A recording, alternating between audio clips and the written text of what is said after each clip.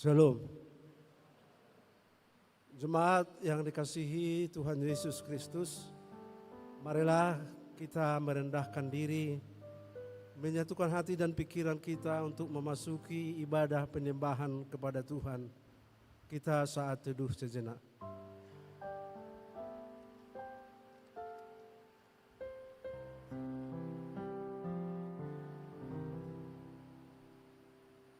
Amin. Kita puji Tuhan, kita angkat pujian dari Kidung Jemaat nomor 10 ayat 1 sampai dengan 3.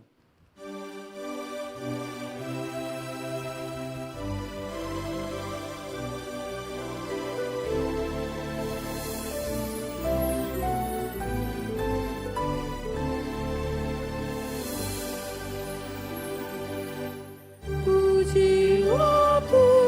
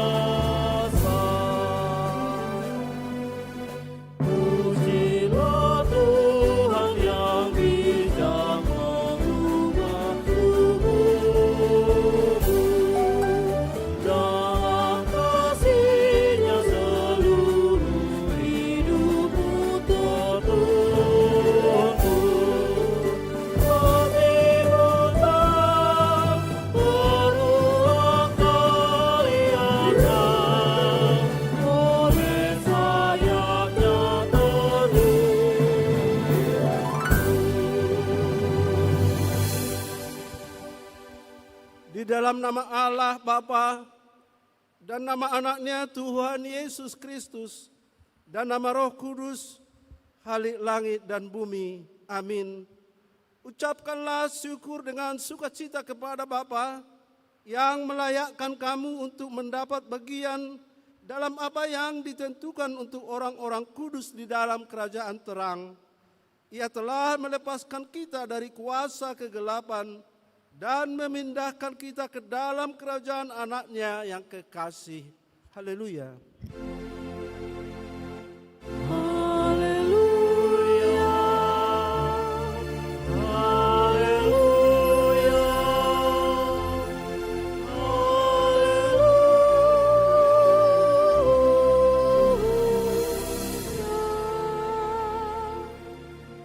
Kita berdoa.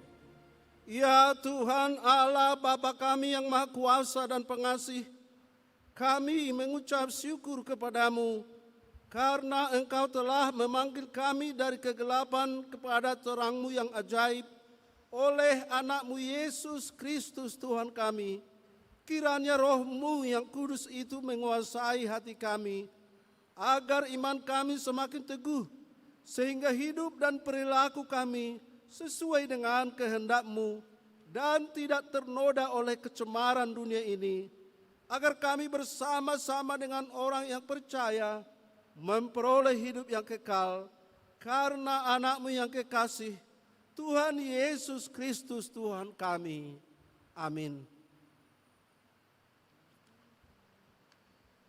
Menyambut pembacaan firman Tuhan, kita angkat pujian, kita bernyanyi dari Kidung Jemaat nomor 280 ayat 1 sampai dengan 3.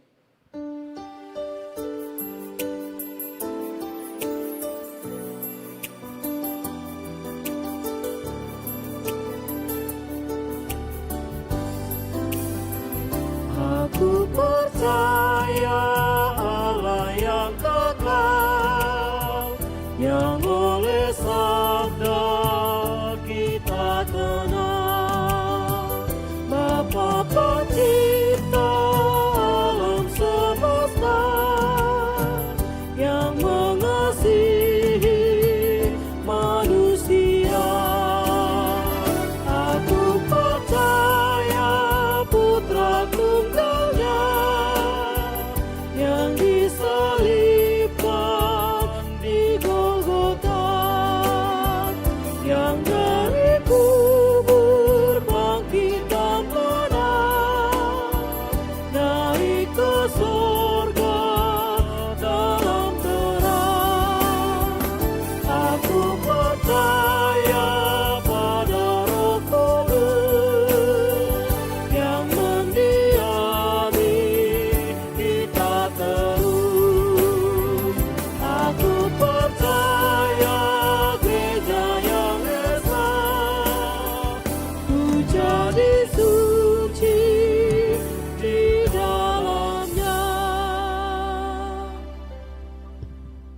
Firman Tuhan yang menjadi epistel dalam minggu pertama setelah Epifanias hari ini terambil dari Kisah Para Rasul pasal yang ke-10 ayat 34 sampai dengan ayat 43. Kita membacanya secara responsoria dan nanti di ayat yang terakhir ayat 43 kita membacanya secara bersama-sama. Demikian firman Tuhan. Lalu mulailah Petrus berbicara, katanya, "Sesungguhnya aku telah mengerti bahwa Allah tidak membedakan orang. Setiap orang dari bangsa manapun yang takut akan Dia dan yang mengamalkan kebenaran berkenan kepadanya." Itulah firman yang ia suruh sampaikan kepada orang-orang Israel, yaitu firman yang memberitakan damai sejahtera oleh Yesus Kristus yang adalah Tuhan dari semua orang. Kamu tahu tentang segala sesuatu yang terjadi di seluruh tanah Yudea, mulai dari Galilea sesudah baptisan yang diberitakan oleh Yohanes, Yaitu tentang Yesus dari Nazaret, bagaimana Allah mengurapi dia dengan Roh Kudus dan kuat kuasa, Dia yang berjalan berkeliling sambil berbuat baik dan menyembuhkan semua orang yang dikuasai iblis, sebab Allah menyertai dia. Dan kami adalah saksi dari segala sesuatu yang diperbuatnya maupun di Yerusalem, dan mereka telah membunuh dia dan menggantung dia pada kayu salib. Yesus itu telah dibangkitkan Allah pada hari yang ketiga, dan Allah berkenan bahwa ia menampakkan diri. Bukan kepada seluruh bangsa, tetapi kepada saksi-saksi yang sebelumnya telah ditunjuk oleh Allah, yaitu kepada kami yang telah makan dan minum bersama-sama dengan dia setelah ia bangkit dari antara orang mati. Dan ia telah menugaskan kami memberitakan kepada seluruh bangsa dan bersaksi bahwa dialah yang ditentukan Allah menjadi hakim atas orang-orang hidup dan orang-orang mati.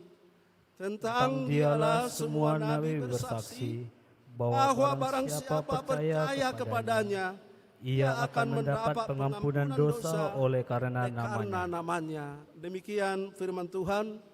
Berbahagialah setiap orang yang mendengar firman Allah, yang menghayati serta mengamalkannya. Amin. Menyambut pengakuan dosa, kita angkat pujian. Kita bernyanyi dari Kidung Jemaat nomor 27 ayat 1 sampai dengan 2.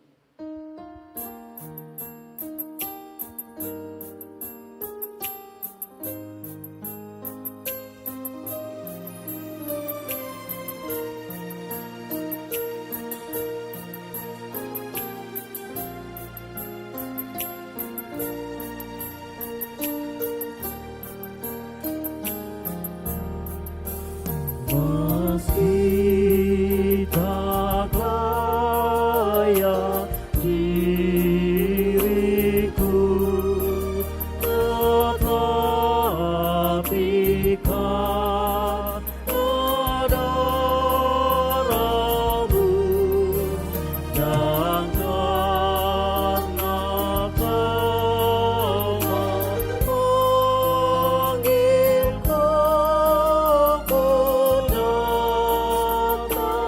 Yesus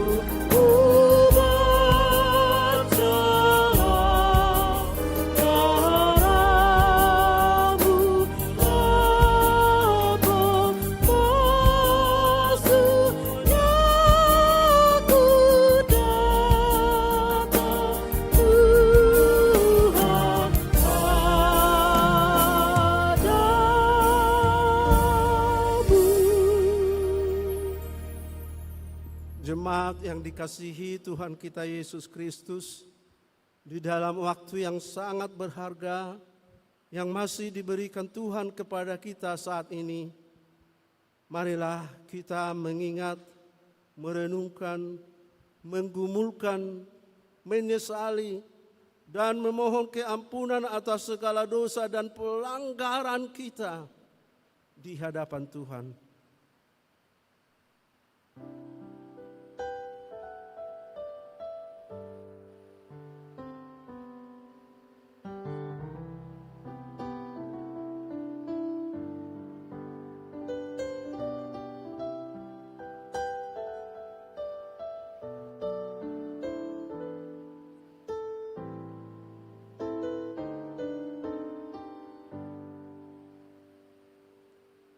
Ya Bapa kami yang di sorga, yang maha pengasih, kami berkumpul bersama-sama datang ke hadapan-Mu, memohon belas kasihan-Mu kepada kami, bukan karena kebenaran kami, melainkan hanya mengharapkan belas kasihan-Mu, karena Engkau adalah Tuhan yang maha pengasih.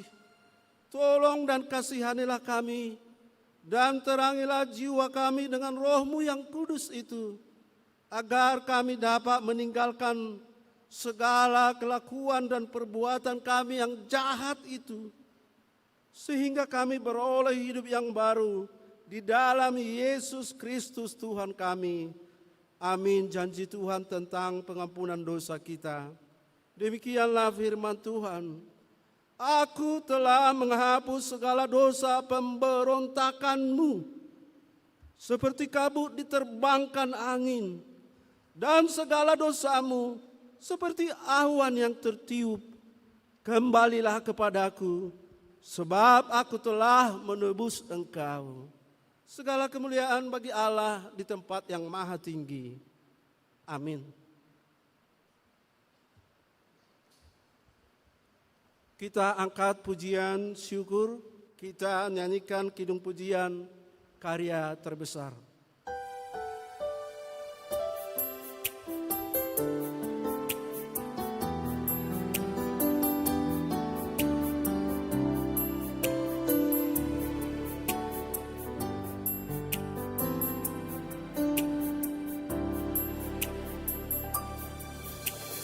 Kasih yang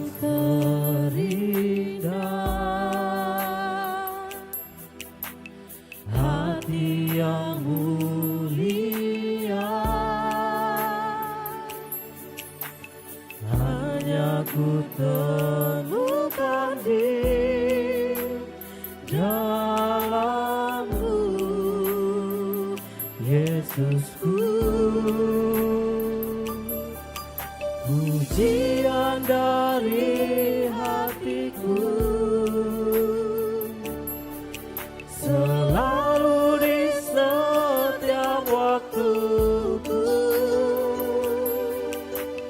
tiada pernah berubah kasih-Mu.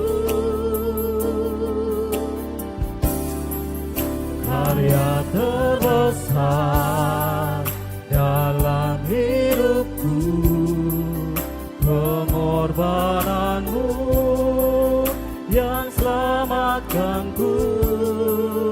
Engkaulah harta yang tak ternilai, yang ku miliki dan ku hargai.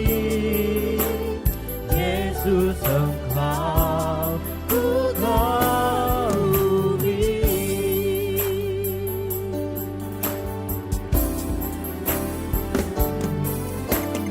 Kasih yang terindah, hati yang mulia,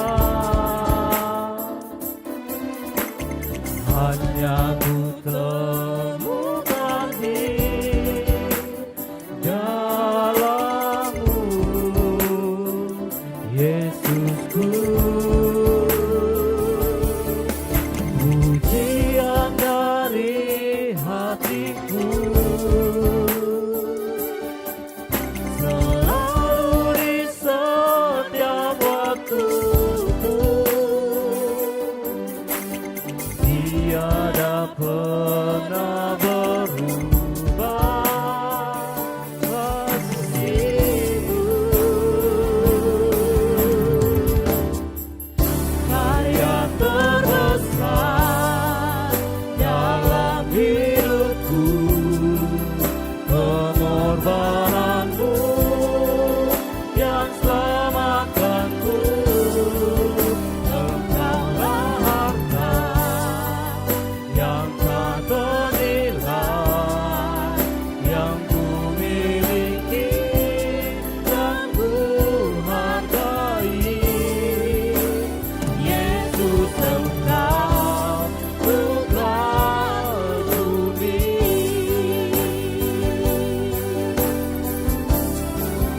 Karya terbesar dalam hidupku, pengorbanan-Mu yang selamatkanku. Engkaulah harta yang tak ternilai,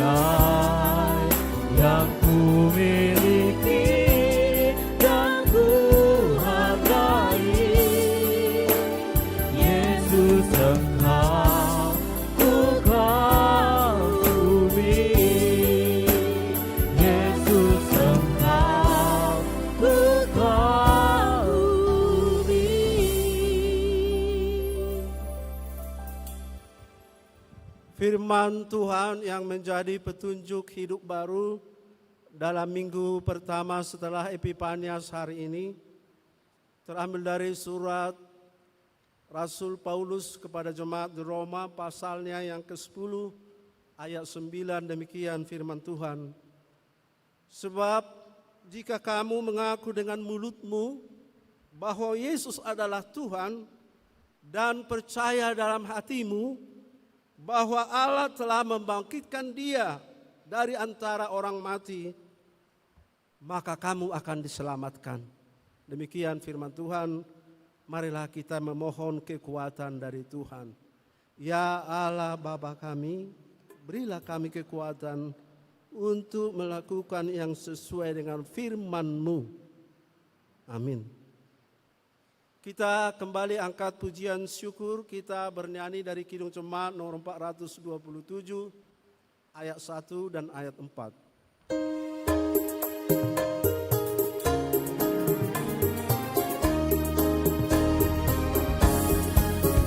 Ku suka menuturkan cerita mulia, cerita Tuhan Yesus dan cinta kasih-Nya.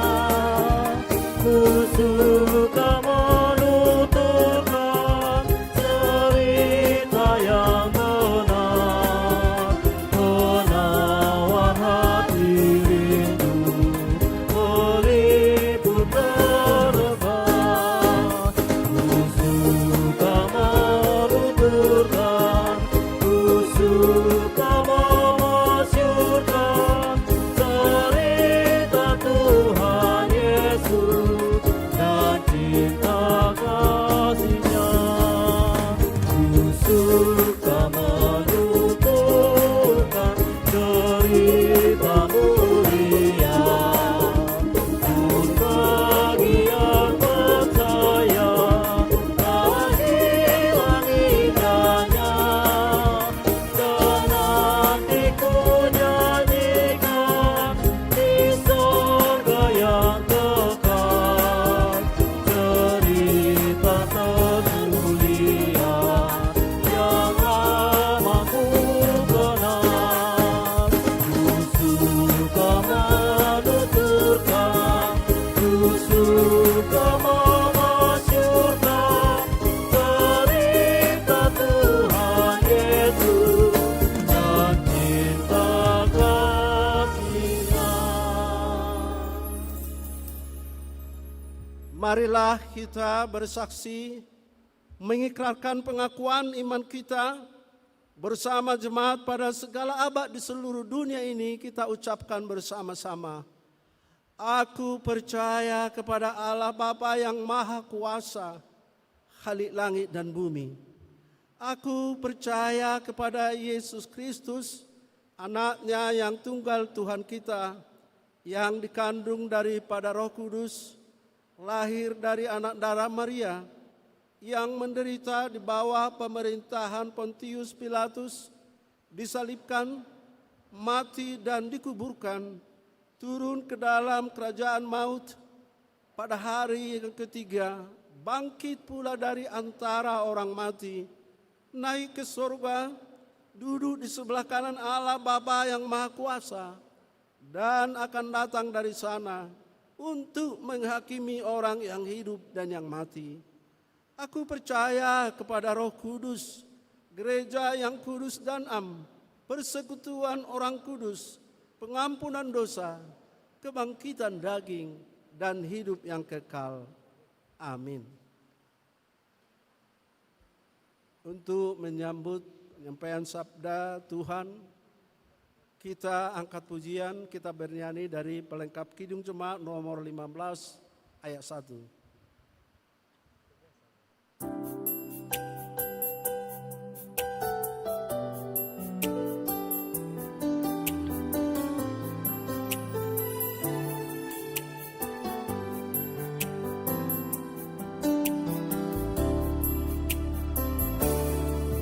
Ku siapkan hatiku Tuhan menyambut firman-Mu saat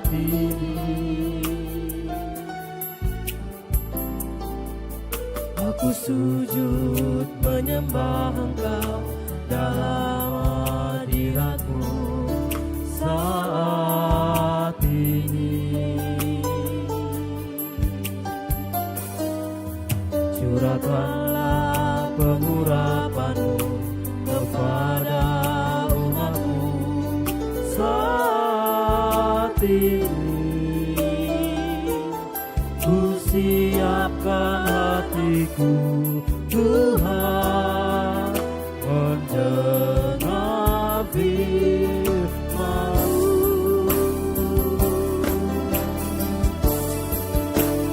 Firman-Mu, Tuhan, tiada berubah.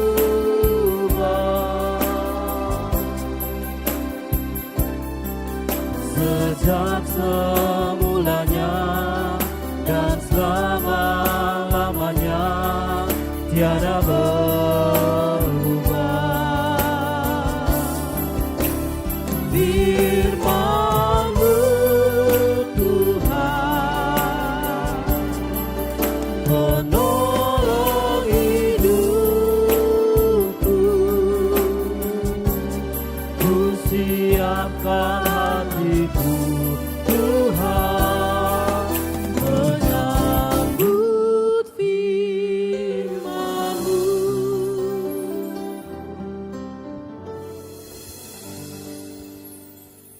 Kita berdoa. Bapa di dalam surga, dalam Tuhan Yesus Kristus, hari ini umat-Mu telah merindukan kebenaran firman Tuhan dinyatakan. Dan kami telah mempersiapkan hati kami. Karena itu biarlah Roh Kudus turun atas kami, menguasai kehidupan kami, akal dan pikiran kami. Sehingga ketika firman diberitakan, kami benar-benar hidup di dalamnya. Dan biarlah firman di dalam Roh Kudus menggerakkan kami untuk menyatakan keselamatan kepada dunia ini. Dalam nama Tuhan Yesus kami berdoa. Amin. Shalom Bapak Ibu Saudara yang dikasihi dalam Tuhan Yesus Kristus.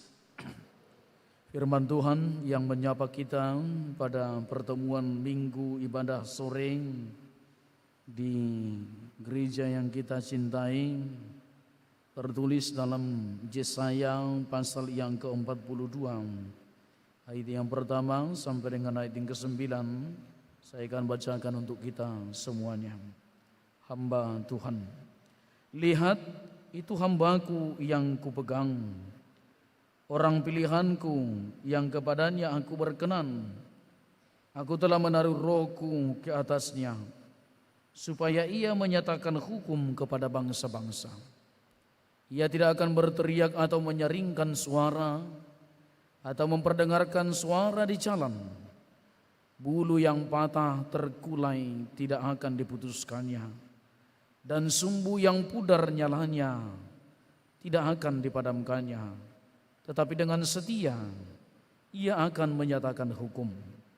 Ia sendiri tidak akan menjadi pudar dan tidak akan patah terkulai sampai ia menegakkan hukum di bumi. Segala pulau mengharapkan pengajarannya. Beginilah firman Allah, Tuhan yang menciptakan langit dan membentangkannya, yang menghamparkan bumi dengan segala yang tumbuh di atasnya, yang memberikan napas kepada umat manusia yang mendudukinya, dan nyawa kepada mereka yang hidup di atasnya. Aku ini Tuhan telah memanggil engkau untuk maksud penyelamatan, telah memegang tanganmu. Aku telah membentuk engkau dan memberi engkau menjadi perjanjian bagi umat manusia, menjadi terang untuk bangsa-bangsa, untuk membuka mata yang buta, untuk mengeluarkan orang hukuman dari tempat tahanan, dan mengeluarkan orang-orang yang duduk dalam gelap dari rumah penjara. Aku ini Tuhan, itulah namaku. Aku tidak akan memberikan kemuliaanku kepada yang lain atau kemasyuranku kepada patung. Nubuat-nubuat yang dahulu sekarang sudah menjadi kenyataan. Hal-hal yang baru hendak kuberitahukan sebelum hal-hal itu muncul. Aku mengabarkannya kepadamu. Demikian pembacaan firman Tuhan. Bapak Ibu Saudara yang dikasihi dalam Tuhan Yesus Kristus, pada saat ini kita sampai kepada titik yang pertama di Minggu Epifania, yang sering kita namai dengan penyataan atau penyingkapan ilahi, yang nama minggu ini bersumber dari kontekstualisasi iman di daerah Mesir, yang memahami bahwa pada saat itu ada penyembahan di tengah-tengah daerah itu yang konon sangat disakralkan untuk merayakan kelahiran Dewa Aion di daerah Mesir di sepanjang sungai Nil pada saat itu. Lalu karena pada saat itu agama Kristen sudah menjadi agama yang besar, sudah menjadi agama negara pada saat itu di zaman Kaisar Konstantinus, maka ini dirancang untuk membuat atau memindahkan paradigma perayaan Dewa Aion itu menjadi perayaan terhadap kelahiran Mesias atau Yesus Kristus pada tanggal 6 Januari setiap tahunnya. Karena di dalam gereja-gereja yang ada di timur mereka memahami bahwa Yesus Kristus itu lahir pada tanggal 6 Januari. Sehingga dengan mengkontekstualisasikan itu kepada yang saya sebut tadi perayaan Dewa Aion. Sehingga dengan sendirinya mereka mencoba mengikis supaya orang percaya tidak terjerat kepada perayaan-perayaan itu. Karena terkadang orang percaya walaupun dia sudah Kristen tapi ketika melihat perayaan itu muncul, mereka ikut atau terhipno untuk ikut ambil bagian dalam perayaan kepada Dewa Aion. Sehingga tanpa sadar mereka menjadi penyembah kepada dewa tersebut. Lalu Bapak Ibu yang dikasihi, setelah itu ditransformasi menjadi kelahiran Yesus Kristus. Maka perayaan-perayaan yang dilakukan adalah penyembahan kepada Yesus Kristus. Dan dipahamilah bahwa di Minggu Epifania itu dipahami penyataan dan penyingkapan Allah kepada dunia ini dalam rangka karya keselamatan, yaitu mereka menyimbolkan bahwa dalam Minggu Epifania itu selalu syarat dengan simbol air. Lalu apa yang kita lihat dengan simbol air itu mengingatkan kepada pembaptisan Tuhan Yesus, di mana suara dari langit berseru kepada dunia ini, menyatakan kepada dunia ini, dan pada saat itu Roh Kudus turun dalam lambang merpati, dalam simbol merpati, yang menyatakan bahwa inilah anakku yang kukasihi, kepada dialah aku berkenan. Artinya dalam paradigma Epifania dipahami seolah-olah bahwa kedatangan Yesus Kristus itu disingkapkan dan sahnya seolah-olah itu menjadi realitas bahwa Yesus itu Mesias dan penyelamat. Itu dipahami ketika kekuasaan Allah, ketrinitatisan Allah itu disingkapkan pada pembaptisan tersebut. Kita melihat ada 3 di sana yang hadir, yaitu Allah Bapa yang menyatakan bahwa inilah anakku yang kusayangi, dan Roh Kudus dalam rupa merpati, dan Yesus sebagai Allah yang kita puja dan kita sembah sebagai juru selamat. Di sana hadir. Maka disingkapkanlah itu. Itu makanya Epifania ini menyingkapkan. Lalu kita melihat dalam Yesaya 42 ayat yang pertama sampai dengan ayat yang ke-9 ini, kita diajak untuk memahami tema dalam khotbah kita ini yang mengatakan Allah menyatakan keselamatan. Artinya kalau kita melihat tadi reaksi Allah Bapa di surga dan Roh Kudus turun dengan suara nyaring, itu adalah bagian daripada aksi atau inisiatif Allah sendiri untuk melakukannya. Maka kalau kita melihat dalam tema khotbah kita, Allah menyatakan keselamatan. Kalau dikatakan Allah menyatakan keselamatan, tentu kita dapat menangkap pesan yang sangat baik melalui tema ini, yang mengatakan bahwa Allah sendiri yang berinisiatif, Allah sendiri yang akan mengerjakan, Allah sendiri yang aktif untuk melakukan keselamatan itu kepada umatnya. Sehingga genaplah, dan ini ketemu balance dengan apa yang disampaikan oleh Paulus dan Martin Luther, yang mengatakan bahwa keselamatan itu adalah anugerah, bukan perbuatan, bukan kemampuan, bukan capaian, dan bukan prestasi. Sehingga keselamatan kita adalah karena anugerah Allah. Sehingga itu reaksi atau inisiatif Allah sendiri untuk mengerjakannya. Karena kalau itu inisiatif kita tidak akan mungkin mencapai Allah. Kita tidak akan mencapai apa yang dihendaki oleh Allah di tengah-tengah kehidupan kita.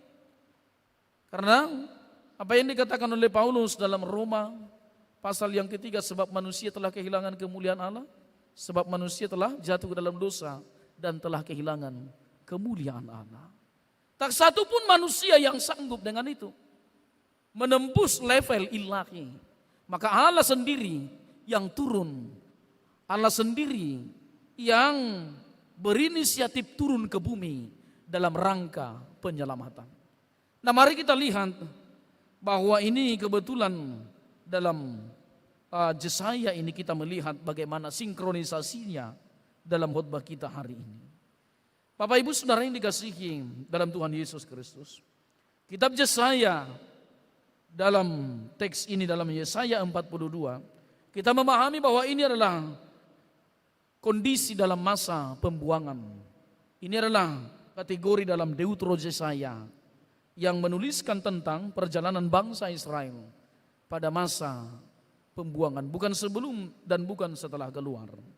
Lalu kita melihat di sini dalam masa pembuangan ini, saudara yang dikasihi dalam Tuhan Yesus Kristus, ada beberapa hal yang menarik. Terkadang bangsa Israel sebagai bangsa umat pilihan Tuhan melihat bahwa dirinya yang terbuang itu adalah sesuatu yang tidak berarti, atau itu adalah bagian daripada murka Allah untuk melenyapkan mereka. Jadi pemahaman tentang pembuangan itu tidak ketemu di tengah-tengah kehidupan bangsa Israel. Dia tidak memahami dan mendalam tentang makna pembuangan itu. Dia tidak mengerti tentang hukuman yang diberikan oleh Tuhan. Dan kenapa dihukum? Tentu sekali kita melihat dalam Yesaya pasal yang pertama, bagaimana kehidupan dan tingkah laku bangsa Israel. Mereka adalah orang-orang yang datang menyembah kepada Tuhan, membawa korban bakaran, tetapi hatinya jauh dari Tuhan. Dan sekarang kita banyak ketemu seperti itu. Orang Kristen yang mengaku bahwa dia adalah penyembah Tuhan. Dia datang ke gereja menyembah Tuhan, tetapi dengan waktu yang sama, dalam prinsip yang sama, penipuan, korupsi, pengkhianatan, perselingkuhan terjadi juga, dikerjakan dalam hidupnya. Ini yang dikritik oleh Tuhan melalui Nabi Yesaya. Maka mereka dibuang atau dihukum karena dosa dan pelanggaran mereka. Dan bahkan mereka jatuh kepada pemberhalaan. Salah satu dosa dalam perjanjian lama yang sangat dimurkai oleh Tuhan adalah bagian daripada perzinahan rohani. Walaupun ada dua perzinahan yang mendapat hukuman yang berat, yaitu perzinahan badani atau perzinahan seksual, itu juga bagian yang sangat disoroti oleh Alkitab. Itu makanya kalau kita melihat ketika Yesus diperhadapkan dengan perempuan yang berzina dengan laki-laki, lalu diperhadapkan oleh orang Farisi dan ahli Taurat, dikatakan Yesus, kalau dalam hukum Musa perempuan ini harus dihukum rajam, dilempari dengan batu sampai mati. Maka hukum yang digunakan untuk perzinahan adalah law dia wali, jangan. Dan logis ini adalah ultimatum dari Allah, hukumannya adalah kematian. Maka setiap ada firman, larangan Allah yang didahului dengan lo, dalam bahasa Ibrani itu hukumannya adalah mati. Lalu Bapak Ibu yang dikasihi dalam Tuhan Yesus Kristus, dalam hal ini kita melihat yang tadi yang dikecam oleh Yesaya ini juga dalam perjinahan rohani mereka, yaitu mereka percaya kepada Allah, tetapi di sebelahnya juga mereka juga menyembah berhala. Sayang sekali mungkin kita nggak ketemu ini lagi. Tapi kalau Bapak Ibu pulang ke kampung, kadang kita masih jumpa tradisi-tradisi itu. Saudara-saudara kita, keluarga kita di kampung, kadang masih jumpa dengan pemahaman yang sinkritis itu. Mereka menyembah Tuhan, mereka datang ke gereja, tetapi di waktu yang bersamaan mereka juga memberikan persembahan kepada berhala-berhala, yaitu makanan ke kuburan, lalu makanan ke tempat-tempat keramat. Itu masih jumpa kah sekarang? Itu masih jumpa. Saya 9 tahun di Nassau mengamati ini di daerah Tubasta. Ini masih laku. Dan ini masih satu hal yang laris diperdagangkan. Dan kita melihat juga koran-koran sekarang, berita-berita sangat laris tentang dunia-dunia horoskop dan dunia-dunia bagian daripada okultisme itu sendiri. Nah Bapak Ibu yang dikasihi dalam Tuhan Yesus Kristus, kita melihat ini tadi bahwa mereka melakukan pemberhalaan. Lalu dalam konteks sekarang, dalam hidup kita kini, apakah masih ada pemberhalaan? Apakah masih relevan kita berbicara tentang okultisme, tentang pemberhalaan dalam dunia yang sudah mengenal digitalisasi dan teknologi? Maka tentu sekali ini masih relevan. Karena iblis pun mengalami metamorfosis dengan caranya begitu. Saudara yang dikasihi dalam Tuhan Yesus Kristus, dalam sebuah buku yang dituliskan Okultisme dalam Dunia Klasik Modern mencatatkan bahwa okultisme di zaman modern bukan hanya soal perdukunan lagi, walaupun itu tetap berjalan. Nanti saya akan berikan kesaksian sedikit tentang itu. Okultisme di zaman modern ini adalah, dan itu nanti yang dikecam oleh Allah dalam teks yang telah kita baca di ayat yang ke-8 tadi. Aku ini Tuhan, itulah namaku, aku tidak akan memberikan kemuliaanku kepada yang lain atau kemasyhuranku kepada patung. Apakah dalam era zaman kita sekarang masih berlaku pemberhalaan di era digitalisasi? Ingat, sekarang bentuk daripada pemberhalaan itu bukan penyembahan patung, tetapi menjadikan Allah yang kedua di tengah-tengah kehidupan kita. Ketika Anda menempatkan teknologi lebih tinggi daripada Tuhan, maka Anda telah memberhalakan teknologi. Ketika Anda telah menempatkan hasrat seksualitas lebih tinggi daripada hasrat untuk menyembah Tuhan, maka Anda telah memberhalakan seksualitas. Ketika Anda telah membuat kekayaan menjadi hal yang paling utama, yang menjadi sasaran paling tinggi dalam hidupmu, maka Anda telah melakukan pemberhalaan terhadap Mammon. Yesus berkata, seorang tidak boleh mengabdi kepada dua tuan, kepada Allah dan kepada Mammon. Itu adalah dewa-dewa yang kita bangun sekarang. Maka Allah tergeser dalam hidup kita. Kerap sekarang di tengah-tengah kehidupan kita, tanpa kita sadari, Allah itu digeser. Sehingga Allah seorang orang tidak berperan lagi dalam kehidupan kita di era zaman sekarang. Yang walaupun kita tidak menyadari Allah tetap berkarya. Nah Bapak Ibu Saudara yang dikasihi dalam Tuhan Yesus Kristus, itulah persoalan yang terjadi. Lalu yang berikut, dalam masa pembuangan itu ada sesuatu kekeliruan di tengah-tengah bangsa Israel. pemahaman dan paradigma yang belum selesai. Yaitu ketika satu bangsa kalah dengan bangsa yang lain, maka dianggap Allahnya juga kalah. Kalau Allah menang, kalau bangsanya menang, tentu Allahnya lah yang memenangkan bangsa itu. Maka pemahaman mereka sama dengan pemahaman terhadap dewa-dewa dalam Israel yang di sekitar Israel itu. Sehingga muncul pemahaman di tengah-tengah mereka, karena Allah kita telah kalah. Tentu sekali Allah tidak akan pernah bisa menyelamatkan kita. Itu makanya muncul suatu kesimpulan dalam benak mereka mengatakan Allah sendiri pun tidak akan mampu menyelamatkan kita dari tangan Babilonia. Nah, saudara yang dikasihi dalam Tuhan Yesus Kristus, kadang Babilonia itu bukanlah soal penjajahan dalam agresi militer di tengah-tengah kehidupan kita di era modern ini. Tetapi Babilonia itu banyak menjajah kita hari ini melalui teknologi, melalui persekutuan, bahkan melalui ilmu pengetahuan juga kita sedang berdilema dengan itu. Lalu terkadang Babylon yang kita alami yaitu beban yang berat atau penjajahan atau penindasan melalui penderitaan terkadang membuat kita seperti bangsa Israel ini tidak lagi memiliki pengharapan bahwa Allah sanggup melakukan segala perkara. Bahwa Allah sanggup, bahwa Allah itu adalah Allah yang luar biasa. Dan iman kita tentang firman Allah, Lukas 1 ayat 37, tiada yang mustahil bagi Tuhan, akhirnya hilang atau terkikis dari kehidupan kita. Karena penderitaan, jajahan-jajahan, bahkan tekanan-tekanan yang kita miliki di tengah-tengah kehidupan kita.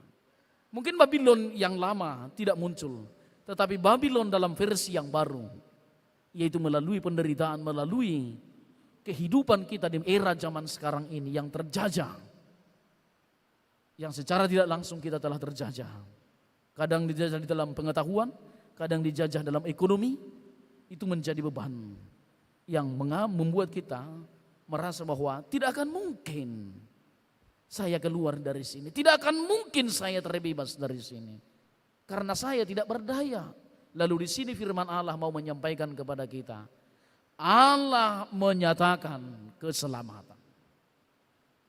Itu bukan dari kita. Berserulah kepada Tuhan. Maka yang menyelamatkanmu bukan dirimu. Tapi Tuhan yang berotoritas atas dirimu. Saudara yang dikasihi dalam Tuhan Yesus Kristus. Yang berikut yang kita lihat melalui teks khotbah kita ini adalah, lihatlah itu hambaku yang kupegang, orang pilihanku yang kepadanya aku berkenan, aku menaruh rohku ke atasnya supaya ia menyatakan hukum kepada bangsa-bangsa. Lihatlah itu hambaku. Yesaya diarahkan dalam hal ini mengatakan, lihatlah itu hambaku yang kupegang, orang pilihanku yang kepadanya aku berkenan. Artinya bahwa panggilan ini bukan hanya dialamatkan kepada Yesaya saja, namun kepada bangsa Israel secara mengglobal atau kolektif, bukan hanya personalnya. Namun ini mau dilihat adalah engkau orang pilihanku dan kepadanya aku berkenan. Itu artinya bahwa Allah yang memilih. Lalu ketika Allah yang memilih berarti Allah telah menyusun rencana. Ketika Allah yang menyusun rencana, maka Allah telah merancang apa yang diperlukan dan persiapan untuk penyelamatan itu. Jadi ketika Allah yang berencana, maka Allah yang bertindak untuk melakukan apa yang kita perlukan. Lalu Bapak Ibu yang dikasihi dalam Tuhan Yesus Kristus, dikatakan aku berkenan, aku telah menaruh rohku. Ini adalah sebuah panggilan profetik bagi bangsa Israel yang menyatakan bahwa bangsa Israel ini seyogianya tidak dipersiapkan hanya untuk dirinya sendiri, tetapi untuk dunia, untuk global. Sehingga misi penyelamatan Allah melalui terang dan hukum kebenaran dinyatakan dalam diri bangsa Israel. Jadi bangsa Israel itu sejujurnya dipilih menjadi patron atau menjadi barometer bagi bangsa yang lain. Supaya bangsa yang lain bercermin kepada bangsa Israel tentang bagaimana hidup dan bagaimana etika moral, bagaimana hidup bersama dengan Tuhannya. Itu menjadi contoh aturannya, mereka menjadi ukuran atau menjadi teladan bagi bangsa yang lain. Namun itu gagal. Namun itu tidak ditemukan dalam diri bangsa Israel. Karena bangsa Israel adalah bangsa yang pembangkang. Bangsa yang tegar tengkuk. Bangsa yang hidup. Yang mau semau-maunya saja. Lalu kita melihat itu Bapak Ibu dikatakan, aku menaruh rohku. Allah melihat bahwa di dalam diri bangsa Israel itu mereka tidak akan sanggup. Lalu Allah menaruh rohnya. Dan itu pun kadang ditolak oleh bangsa Israel. Tidak diterima. Walaupun Allah menaruh rohnya, dalam rencananya Allah menyadari bahwa bangsa itu adalah bangsa yang lemah, bangsa yang kecil. Untuk itu perlu dukungan spiritual atau otoritas dari Allah untuk melakukan kebenaran dan hukum itu sendiri. Dalam diri bangsa Israel hukum telah dibelokkan. Hukum telah diperkosa dan tidak lagi duduk pada kebenaran. Saudara yang dikasihi dalam Tuhan Yesus Kristus, saya tadi mengingatkan kita tentang hukuman itu.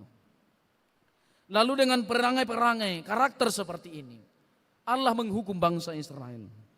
Lalu dalam hukuman itu mereka salah memahami, itu yang saya katakan tadi. Ternyata hukuman itu adalah sifatnya restorasi. Saya enggak tahu Bapak Ibu yang sarjana hukum ya, yang bagian hukum, yang spesialisasi hukum di persekutuan kita hari ini. Yang saya pahami bahwa hukum itu adalah bersifat restorasi atau melakukan pembinaan atau membina orang, memindahkan orang dari kejahatannya menjadi lebih baik atau menuju kepada yang baik. Itu sifatnya hukum, merestorasi orang. Jadi ketika hukum diberikan, tidak boleh hanya hukumnya, harus ada juga di sana pembinaan, harus ada juga di sana pemberdayaannya. Itu makanya kalau kita lihat di LP-LP, Bapak Ibu, itu selalu barengan antara hukuman penjara, tetapi juga dilaksanakan di sana pemberdayaan. Ada itu pelatihan, ada itu juga pembinaan rohani. Ada juga pembinaan-pembinaan yang lain yang dikerjakan di lembaga permasyarakatan atau di LP. Karena hukum itu merestorasi orang. Memberi orang kesempatan untuk lebih baik, untuk menjadi lebih baik. Lalu itu yang salah pengertian dalam bangsa Israel. Mereka memandang bahwa hukuman Allah adalah akhir dan pemusnahan bagi bangsa Israel itu sendiri. Sehingga mereka tidak bisa melihat Allah dalam hukuman itu. Mereka tidak bisa melihat Allah dalam pembuangan itu. Mereka tidak bisa lagi melihat Allah dalam penderitaan itu. Maka Bapak Ibu, kalau ada penderitaan, ada benturan yang kita hadapi, ada kegagalan yang kita hadapi, ada kesulitan yang kita hadapi, ada air mata yang harus jatuh dalam perjalanan kehidupan kita, yakinkan dirimu, pahami itu bahwa Allah sedang melakukan restorasi dalam kehidupan kita. Allah sedang merancang yang terbaik untuk kehidupan kita. Allah sedang membentuk kita untuk menjadi pribadi yang diinginkan oleh Tuhan. Lalu Bapak Ibu yang dikasihi dalam Tuhan Yesus Kristus, itu yang kita lihat dikatakan dalam teks ini. Lalu dalam pendekatannya dalam kitab Yesaya ini memang digenapi dalam diri Yesus. Tetapi dalam hal ini Allah sendiri sudah mengajak bangsa Israel itu supaya menjadi bangsa yang tidak getol dengan perang, tetapi menghindari perang. Menghindari militerisasi dalam kehidupannya. Itu makanya disebutkan dalam teks yang kita baca tadi. Ia tidak berteriak atau tidak menyaringkan suara atau memperdengarkan suaranya di jalan. Bulu yang patah terkulai tidak akan diputuskannya, dan sumbu yang pudar nyalanya tidak akan dipadamkannya, tetapi dengan setia ia akan menyatakan hukum. Allah tidak lagi mengajar mereka, tidak lagi menginginkan mereka menjadi bangsa yang hidupnya kalah menang atau berperang. Tetapi Allah mengajak mereka supaya datang dengan kasih, datang dengan kelemah lembutan, tidak lagi dengan peperangan atau militerisasi. Lalu Bapak Ibu yang dikasihi dalam Tuhan Yesus Kristus, itu digenapi dalam diri Yesus. Itu makanya Yesus mengambil suatu sikap melawan kekerasan tanpa kekerasan. Tetapi melawan kekerasan dengan kasih, dengan kelemah lembutan. Itu maka Yesus katakan, berbahagialah orang yang lemah lembut, karena mereka akan memiliki bumi. Jadi prestasi kita tidak ditentukan dengan kekuatan militerisasi lagi atau kekuatan untuk meraih dengan kalah menang. Tetapi prestasi kita diharapkan oleh Tuhan adalah prestasi yang gemilang dalam kasih, bukan dalam pertikaian atau bukan dalam hal merampok siapa yang lebih kaya atau tidak. Tidak itu yang diharapkan oleh Allah. Lalu hari ini Bapak Ibu yang dikasihi dalam Tuhan Yesus Kristus, kita melihat itu, lalu pendekatan inilah yang dilakukan oleh Yesus. Cobalah mendekati dengan melakukan kelemah lembutan, bukan dengan kekerasan. Itu makanya Yesus katakan di dalam teksnya dalam Matius, dikatakan di sana, hukum Musa mengatakan, bencilah musuhmu. Tapi aku berkata, kasihilah musuhmu dan berdoalah bagi orang yang menganiaya kamu. Lalu Paulus menerjemahkan ini kembali dalam kitab Roma 12. Dia katakan, kalau ada orang yang membenci kamu, taruhlah, berilah dia makan, berilah dia minum, berilah dia tumpangan, berilah dia pakaian. Karena dengan demikian kamu telah menaruh bara api di atas kepalanya. Lalu dia menutup teks itu dengan mengatakan, janganlah melawan kejahatan dengan kejahatan, tapi lawanlah kejahatan dengan kebaikan. Kita diajar sekarang melalui teks ini Bapak Ibu, supaya tidak lagi dengan kontradiktif untuk melawan kejahatan-kejahatan itu. Tetapi kita melakukan pendekatan yang persuasif. Kita melakukan pendekatan yang dengan kelemah lembutan, supaya tanpa sadar mereka telah ditransformasi kepada kehidupan yang lebih baik. Tanpa sadar mereka telah dipindahkan dari kejahatannya kepada kehidupan yang berkenan bagi Tuhan. Lalu Bapak Ibu yang dikasihi dalam Tuhan Yesus Kristus, bulu yang patah terkulai tidak akan diputuskannya, dan sumbu yang pudar nyalanya tidak akan dipadamkannya. Ini adalah bagian pengharapan dalam bangsa Israel. Karena bangsa itu adalah bangsa yang telah dibuang, bangsa yang telah dihukum, yang bebal, yang tidak percaya sama Allah dan ragu sama Allah sendiri. Lalu dalam hal ini Allah melihat ada beberapa orang yang masih setia kepada Tuhan. Lalu itulah makanya sebutan ini datang, bulu yang patah terkulai tidak akan diputuskannya, dan sumbu yang pudar nyalanya tidak akan dipadamkannya, tetapi dengan setia ia akan menyatakan hukum. Jadi harapan-harapan yang ada dalam diri bangsa Israel, sekecil apapun harapan itu, Allah tidak mau memadamkan itu, tapi Allah mau memupuk, Allah mau menyiram atau memberdayakan harapan-harapan orang-orang yang kecil itu, supaya dia mengalami keselamatan atau bangsa itu mengalami keselamatan itu sendiri. Lalu apakah yang mau kita petik dalam hidup kita melalui teks khotbah ini? Yang mau disampaikan adalah, kalau masih ada harapan dalam dirimu, ada harapan dalam keluargamu, ada harapan dalam studimu, tetaplah pupuk itu, tetaplah kembangkan itu. Karena dalam harapan yang kecil itu bisa Allah menyatakan karya yang terbesar dalam kehidupan kita. Lalu Bapak Ibu yang dikasihi dalam Tuhan Yesus Kristus, kita melihat kembali dalam teks ini. Beginilah firman Tuhan Allah yang menciptakan dan membentangkannya, yang menghamparkan bumi dan segala tumbuhan di atasnya, yang memberikan napas kepada manusia. Aku ini Tuhan telah memanggil engkau. Panggilan kepada bangsa Israel adalah untuk menjadi terang, untuk membebaskan, untuk memberdayakan, dan untuk menolong. Itu yang kita lihat dalam ayat yang ke-6. Aku ini Tuhan telah memanggil engkau untuk maksud penyelamatan. Telah memegang tanganmu. Aku telah membentuk engkau dan memberi engkau menjadi perjanjian bagi umat manusia. Menjadi terang untuk bangsa-bangsa. Untuk membuka mata orang yang buta. Mengeluarkan orang dari hukuman, tempat tahanan. Mengeluarkan orang-orang yang duduk dalam gelap, dalam rumah penjara. Jadi bangsa Israel itu diharapkan menjadi pembebas bagi bangsa yang lain, bukan penjajah. Maka ini juga panggilan bagi kita orang Kristen hari ini.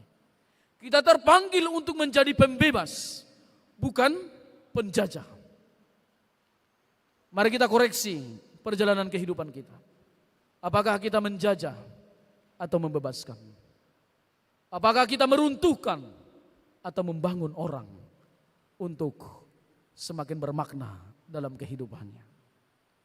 Kita dipanggil untuk membebaskannya. Jadi jangan bangga kita bisa menipu orang. Jangan bangga bisa membodoh-bodohi orang. Jangan bangga bisa meraup keuntungan karena kita bisa menipu orang lain. Jangan. Karena kita dipanggil bukan untuk menjajah, tapi untuk membebaskan. Itu makanya genaplah ini dengan diri Yesus Kristus ketika dia membuka kitab Yesaya pada saat itu. Roh Tuhan ada padaku.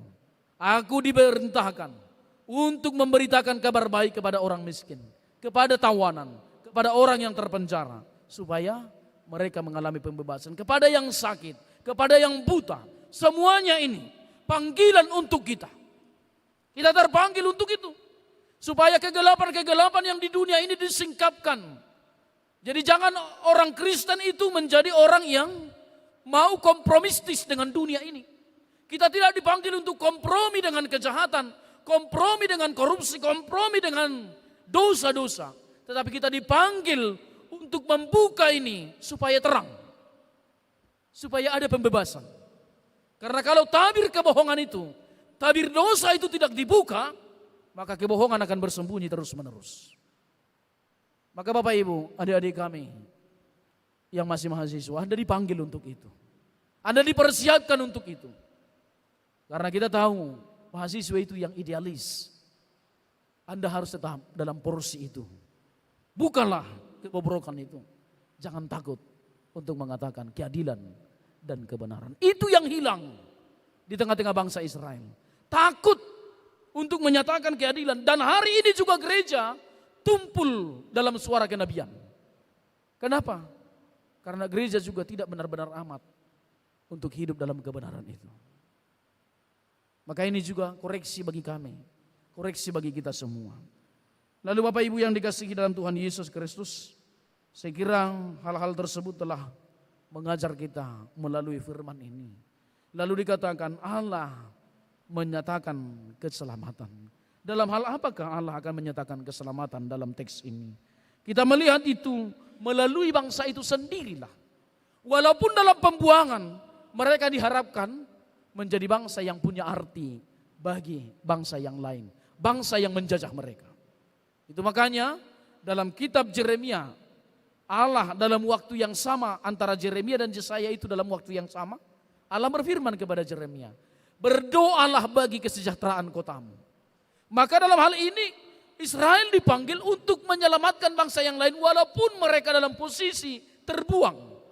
Sekalipun Anda dalam kondisi terpuruk, sekalipun kita dalam kondisi yang tidak berdaya, Tuhan mengharapkan kita untuk tetap bersinar dan menyatakan kebenaran itu sendiri. Supaya tersingkaplah dia. Jadi jangan redupkan. Itu yang tadi, jangan terkulai. Jangan diredupkan api yang telah menyala itu. Lalu Bapak Ibu yang dikasihi dalam Tuhan Yesus Kristus, dalam hal ini kita dikatakan Allah menyatakan keselamatan. Seberat apapun bebanmu seperti yang saya katakan tadi. Babylon yang mana yang menjajahmu? Ketika Anda berada dalam terang kasih Kristus. Ketika Anda berdiri tegak dalam kebenaran. Ingatlah Tuhan ada bersamamu. Amin, kita berdoa. Terima kasih Tuhan Yesus untuk firman yang telah Engkau nyatakan bagi kami. Karena dengan firman ini kami telah disadarkan. Ketika Tuhan menegur kami. Ketika Tuhan mengingatkan kami sesungguhnya itu bukanlah daripada rencana kehancuran untuk kami. Namun Allah sedang mempersiapkan kami atau merestorasi kehidupan kami untuk menjadi seperti yang Allah ingini, bukan seperti yang kami ingini. Tuhan, berkenanlah hadir bersama-sama dengan kami. Ada banyak pergumulan umat-Mu hari ini.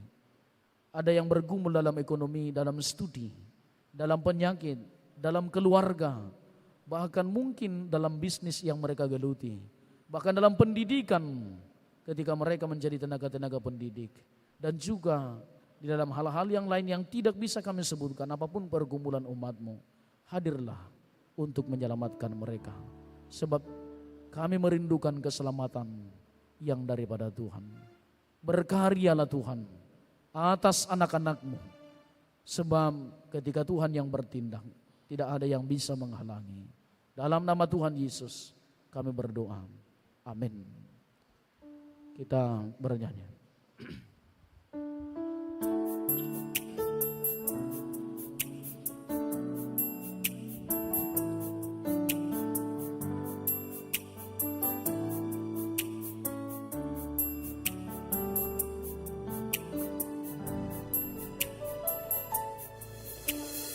Tuhan, Kau sungguh besar,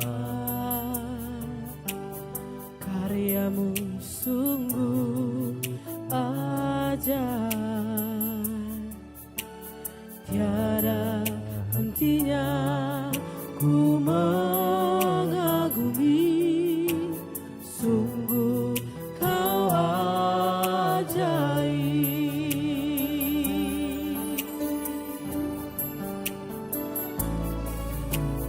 Tuhan, Kau sungguh besar, karya-Mu sungguh ajaib, tiada hentinya ku mengagumi, sungguh Kau ajaib. Ku mau selalu bersyukur kepada-Mu Tuhan, anugerah-Mu mempesonaku, selalu dan selalu Kau angkat hatiku, Kau membuatku berharga di mata-Mu.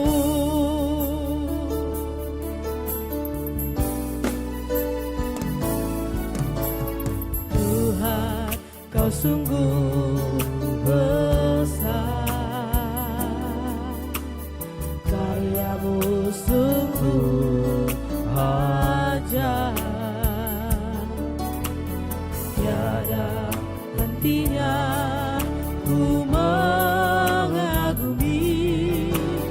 sungguh Kau ajaib.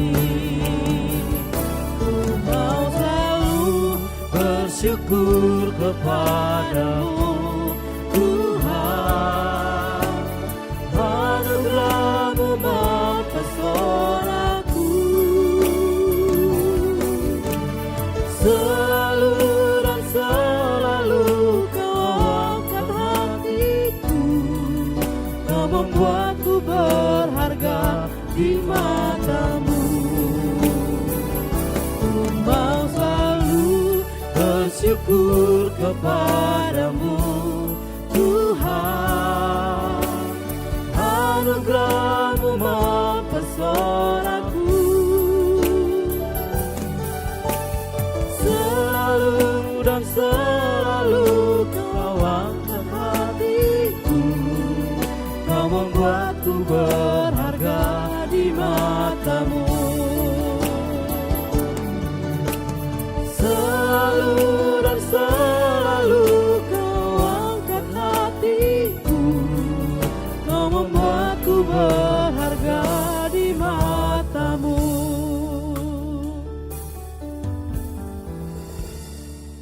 Firman Tuhan yang meneguhkan kita untuk memberi persembahan tertulis dalam 1 Tawarik pasal yang ke-29 ayat yang ke-17.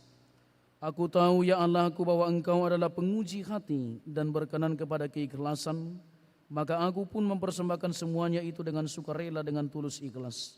Dan sekarang umat-Mu yang hadir di sini telah kulihat memberikan persembahan sukarela kepadamu dengan sukacita. Demikian firman Tuhan, kita serahkan persembahan kita.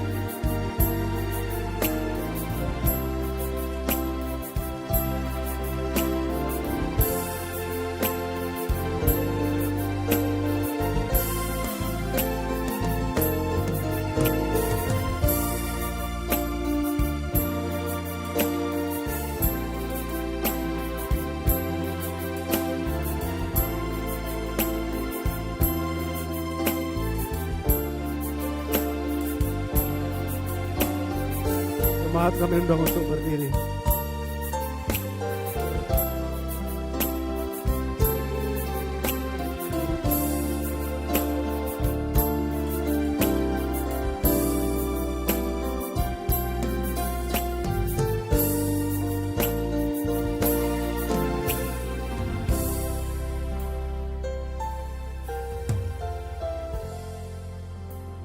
Kita serahkan persembahan kita kepada Tuhan, kita berdoa.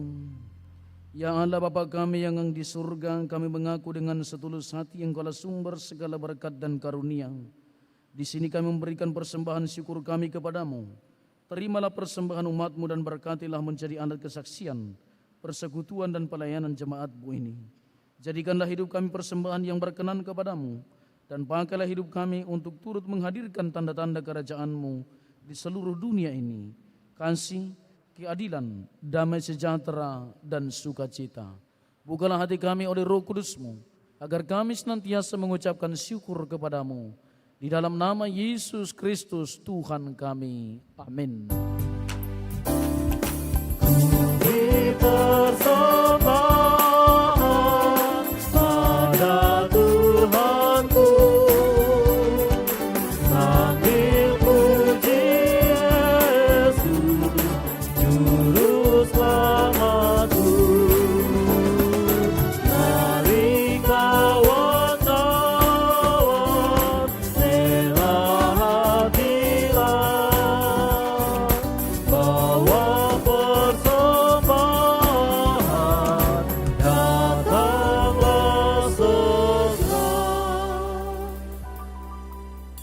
Bapa kami yang di surga, dikuduskanlah namamu.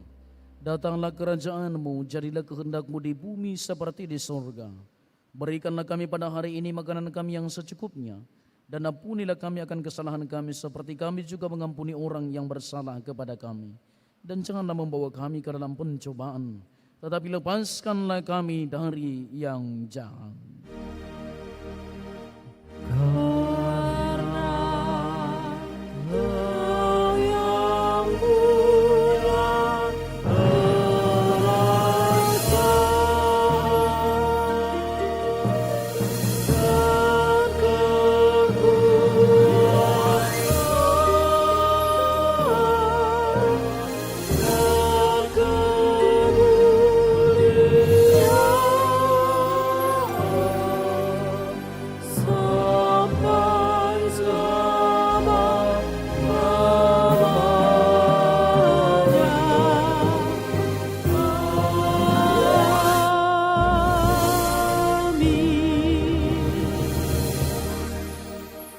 Jemaat yang dikasihi Tuhan Yesus Kristus, terimalah berkat dari Tuhan Allah Bapa kita.